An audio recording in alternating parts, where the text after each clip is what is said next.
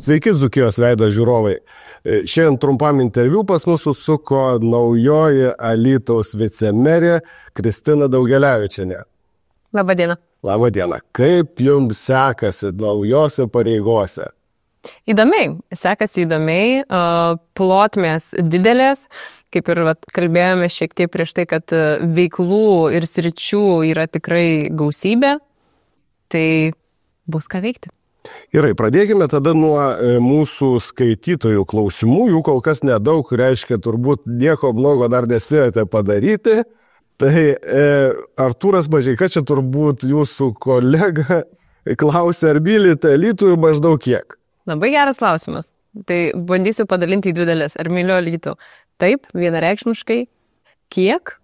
Čia dabar įdomu, į kokią skaitinę reikšmę tai reikėtų įvardinti, bet manau, kad atsakymas būtų toks. Myliu daug, nes pasirinkimas grįžti į Alytų pirmoje vietoje po ir gana ilgo laiko gyvenant užsienyje, Vilniuje dar tuo pačiu, tai pargrįžau į savo gimtąjį miestą, Dzūkijos sostinė. O kas paskatino?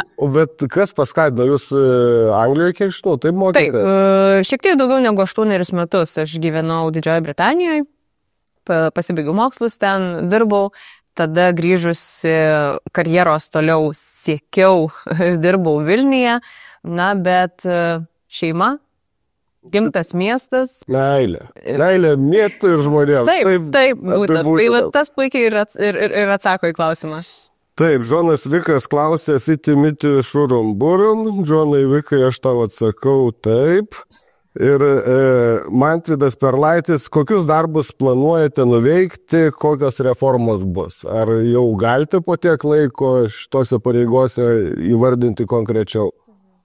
Planuojame nuveikti daug darbų. Kaip žinote, sričių yra tikrai daug. Tai yra ir švietimas, kultūra, sportas, socialinės sritys. Tai tikrai konkrečių darbų po savaitės laiko šiose pareigose negalėčiau įvardinti, tik tai galiu patvirtinti, kad kiek teko susipažinti su esama situacija ir aplamai dėliotis tuos planus, tai tikrai siekiamybė visose srityse be išimties. Tai yra paslaugų kokybės gerinimas, prieinamumo gerinimas, siekis, kad veiklos ir paslaugos būtų teikiamos efektyviau, kad būtų siekiama ir bendruomeniai geresnių rezultatų ir tada, žinot, ir pačiam miestui ir žmonėms jo tik tai geriau nuo to bus.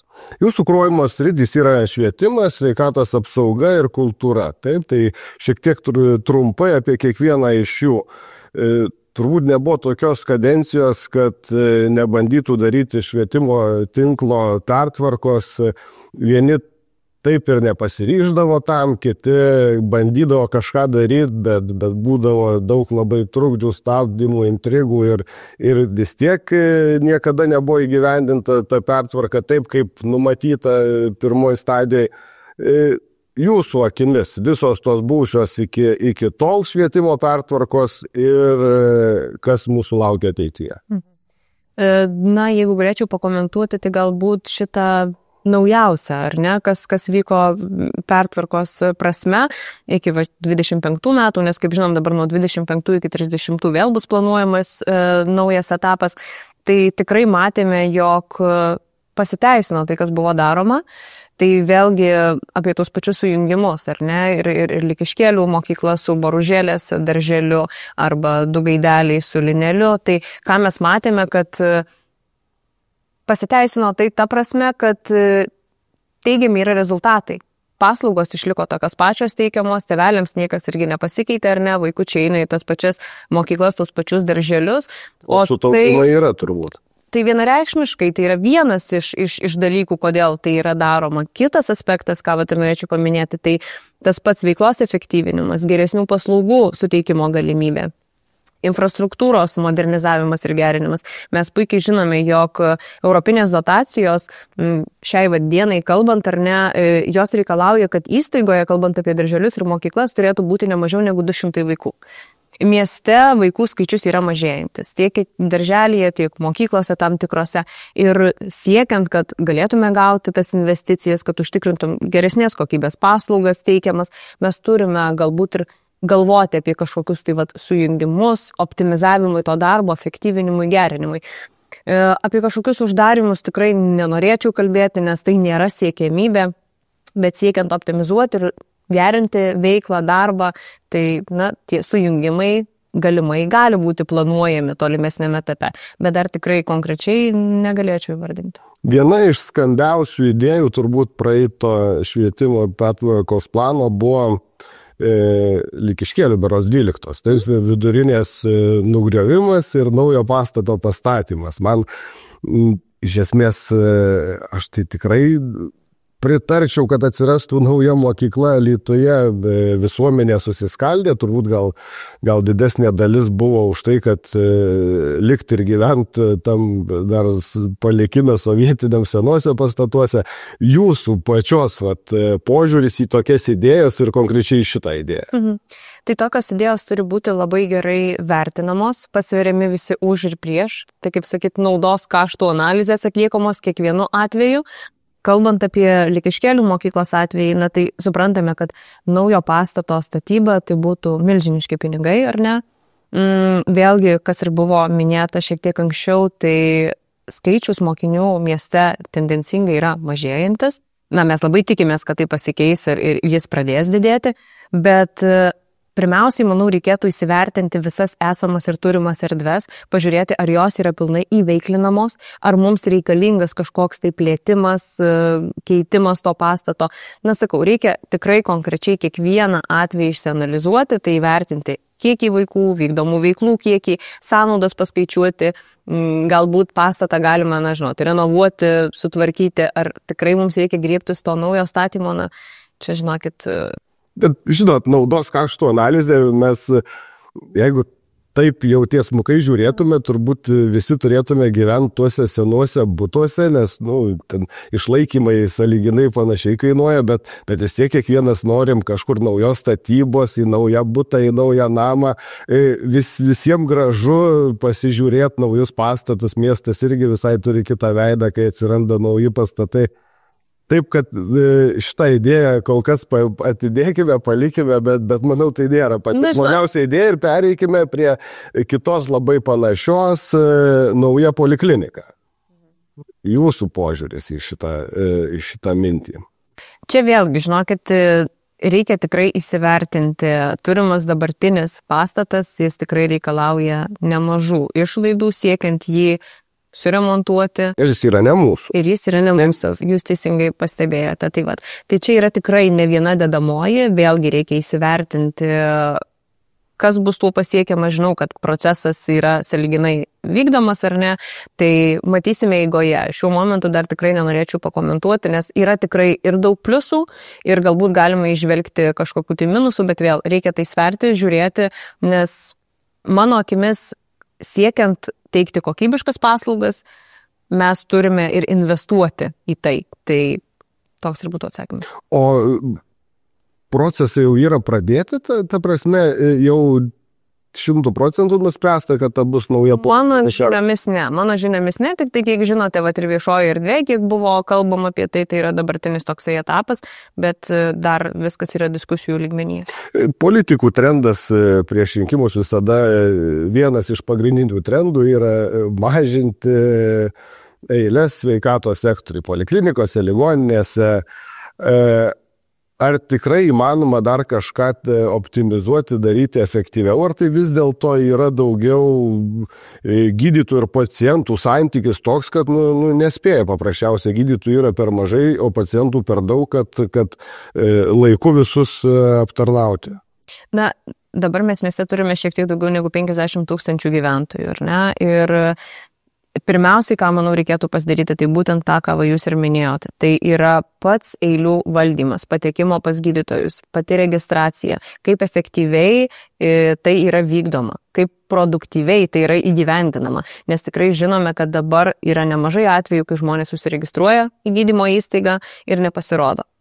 Ir tą girdime iš gydytojų tikrai labai dažnai. Ir laikas kaip tą sukontroliuoti? Taip, būtent tai eikvojamas laikas medikų, ir tam žmogui, kuriam tikrai galbūt reikėjo pagalbos greitų metu, jis negali gauti tos vietos. Tai pirmiausia, aš manau, reikėtų pasižiūrėti į tą bendrąją registravimo sistemą, kaip galėtume ją patobulinti, kaip galėtume išvengti to ligonių ar ne, tų pačių lankytojų, pacientų neatsakingumo.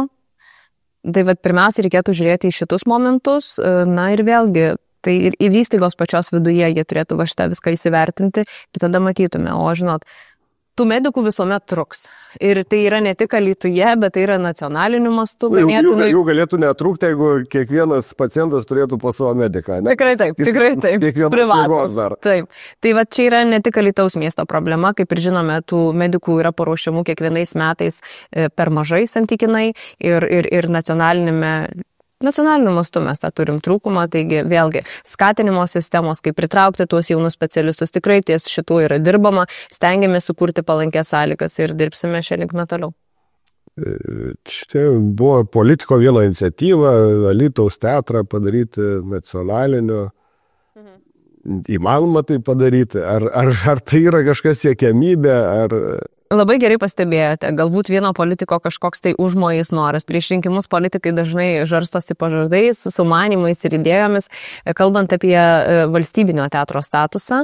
Pirmiausiai reikėtų kreiptis, manau, į ministeriją, kadangi šiai dienai mano žiniomis nėra konkrečiai reglamentuota ir nėra tinkamų instrumentų, kaip būtų galima tą statusą gauti.